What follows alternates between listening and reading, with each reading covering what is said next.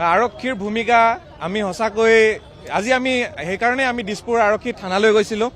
তাত আমি খবৰ ল'বলৈ গৈছিলোঁ যে বৰ্তমানেও এই অভিনেত্ৰীগৰাকী কিয় কাৰেক্ট কৰা হোৱা নাই।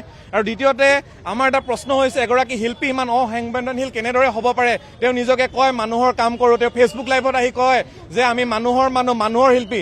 এগৰাকী শিল্পী ইমান অমানৱীয় কেনেদৰে হ'ব পাৰে যে দুৰ্ঘটনা ঘটাৰ প্ৰায় কেইদিনমান যোৱাৰ পাছতো আজিলৈকে তেওঁ এই আমাৰ মৰমৰ ছাত্ৰজনৰ তেওঁৰ কাষত থিয় হ'বলৈ তেওঁ সময় নাপালে, তেওঁ এবাৰ মাত লগাবলৈ সময় নাপালে, বৰ্তমানলৈকে তেওঁ খবৰ এটা ল'বলৈ সময় নাপালে। গতিকে আমি সদৌ অসম পলিটেকনিক ছাত্ৰ একতা সভাই এটা কথা স্পষ্ট কৰিছোঁ যে অতি শীঘ্ৰে আৰক্ষী প্ৰশাসনে এই তথাকথিত অভিনেত্ৰীগৰাকীক অতি শীঘ্ৰে কাৰেক্ট কৰক, অন্যথা কিন্তু আমি সদৌ অসম পলিটেকনিক ছাত্ৰ একতা সভাই আমাৰ 26খন পলিটেকনিকৰ তেওঁৰ বিৰুদ্ধে গোচৰ তৰাৰ লগতে আমি প্ৰতিবাদ সাব্যস্ত কৰিবলৈ বাধ্য হ'ম। আৰু ইয়াৰ লগতে আমি অসম চৰকাৰৰ মাননীয় মুখ্যমন্ত্ৰী হিমন্ত বিশ্ব শৰ্মা ডাঙৰীয়াক অনুৰোধ জনাইছোঁ যে এই বিষয়টো তেওঁ গুৰুত্ব সহকাৰে চাওক আৰু এই তথাকথিত শিল্পীগৰাকীৰ ওপৰত যিসমূহ তেওঁ ধাৰা লগাব পাৰে বা তেওঁ যেনেদৰে শাস্তি প্ৰদান কৰিবলৈ উচিত শাস্তি যাতে প্ৰদান কৰি এই ছাত্ৰগৰাকীক ন্যায় দিয়ক। তেওঁ এবাৰো খবৰ ল'বলৈ নাহিলে। গতিকে তেওঁ কয় যে আমি মানুহৰ শিল্পী, মানুহৰ কাৰণে কাম কৰি আছোঁ। তেওঁৰ এটা কথাটো নালাগিল যে তেওঁ মানুহৰ শিল্পী, তেওঁৰ মানৱীয় কিবা দৃষ্টিকোণ আছে বা তেওঁ সংবেদনশীল হয়। গতিকে এনেকুৱা কেতিয়াও আমি শিল্পী হিচাপে তেওঁক গণ্য নকৰোঁ।